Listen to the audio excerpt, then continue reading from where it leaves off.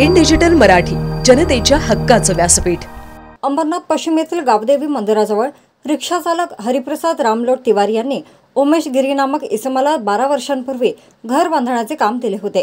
तेव्हा उमेश याने घर बांधण्यासाठी रेती आणि सिमेंट घेतले होते, मात्र त्यानंतर उमेश याने घराचे बांधकाम पूर्ण केले नाही।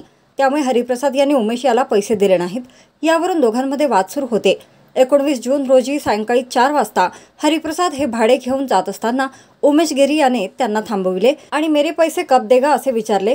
तसेच कॉन्ट्रॅक्टर उमेश गिरी व मुलगा दीपनारायण गिरी यांनी मिळून तिवारी यांना बेदम मारहाण केली।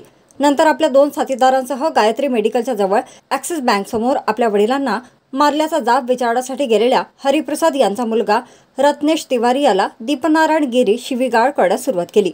तसेच त्याने काका सुरेश गिरी यांनी सुद्धा लाथाबुक्क्यांनी मारहाण केली। त्यानंतर दीपनारायण गिरी याने धारदार शस्त्राने रत्नेश याच्यावर हल्ला केला। यात रत्नेश तिवारी याला गंभीर दुखापत झाली असून त्याला कळवा रुग्णालयात दाखल करण्यात आले आहे। या प्रकरणी तिवारी यांनी अंबरनाथ पोलीस ठाण्यात भादवी कलम 323, 504 अंतर्गत गुन्हा दाखल केला असून अधिक तपास पोलीस करत आहेत।